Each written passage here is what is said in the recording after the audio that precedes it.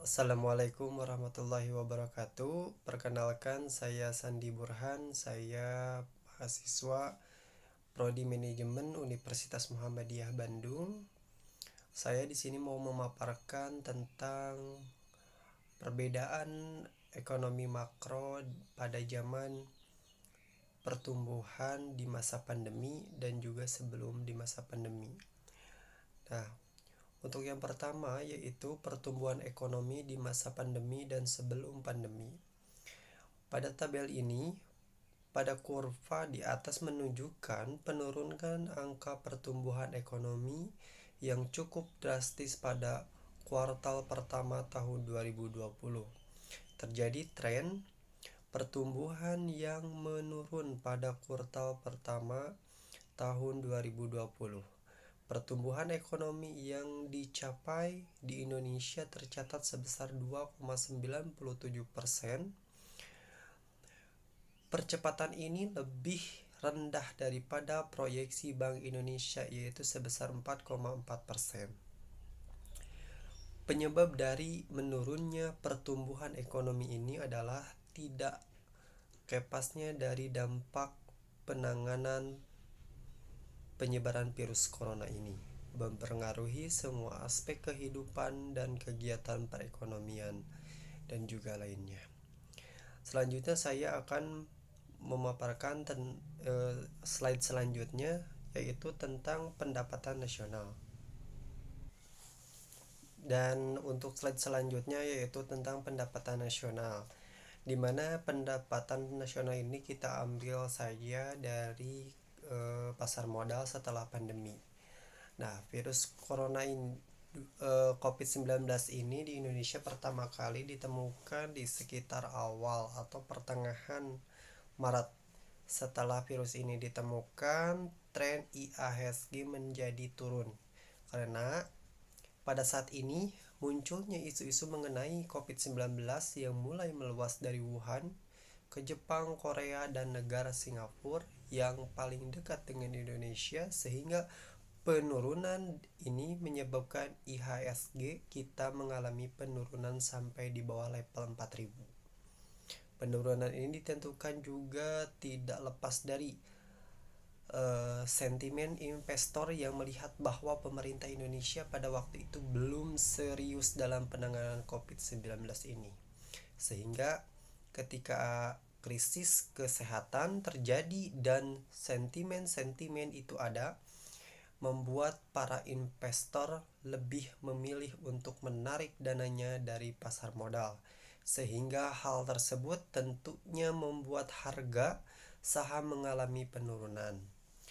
Selanjutnya saya akan menerangkan tentang inflasi.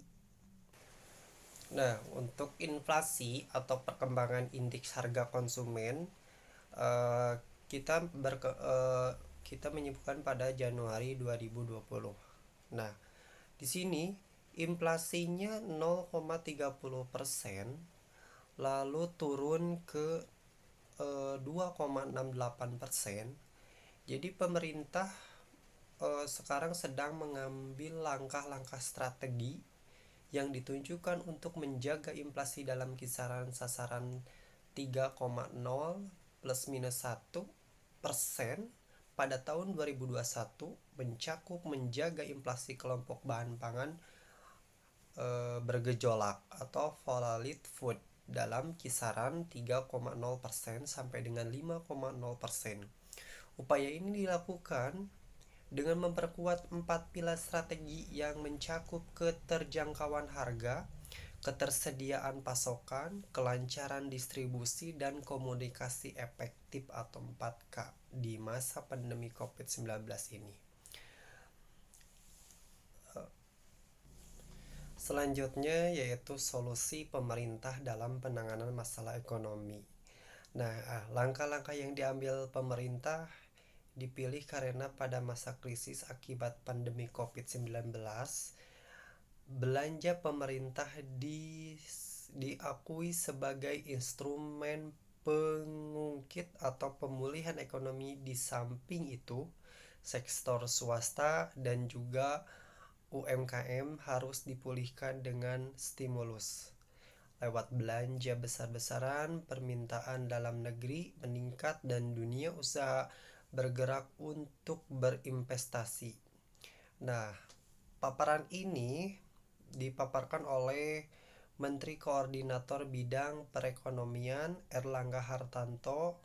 Yang kedua, pemerintah membentuk Komite Penanganan COVID-19 dan Pemulihan Ekonomi Nasional yang diketuai oleh Bapak Erick Thohir.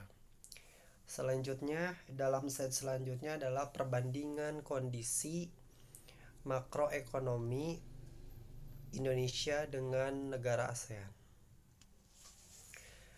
Nah, selanjutnya yaitu perbandingan makroekonomi Indonesia dengan negara ASEAN. Nah, perbandingan makroekonomi pada negara ASEAN dilakukan melalui analisis komparasi uji beda onway Innova untuk menjawab apakah terdapat perbedaan yang signifikan antara indikator makroekonomi Indonesia dan 9 negara ASEAN. Dan teknik uji lanjut Fosholt test menggunakan uji Zuckerhanli significant difference untuk menjelaskan pola perbedaan dalam hasil uji onway Innova.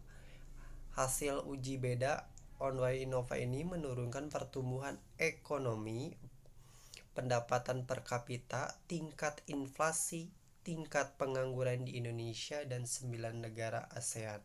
Masing-masing memiliki nilai yang signifikan kurang dari 0,0 hingga disimpulkan bahwa pertumbuhan ekonomi, pendapatan per kapita, tingkat inflasi dan tingkat pengangguran di Indonesia dan 9 negara memiliki perbedaan yang sangat signifikan. Bisa dilihat dari bagian di atas perbandingan stimulus ekonomi ASEAN 2020. Sekian dari saya Sandi Burhan, semoga bermanfaat. Mohon maaf bila ada salah kata dan perbuatan. Mohon dimaafkan. Wabillahi taufiq wal hidayah. Wassalamualaikum warahmatullahi wabarakatuh.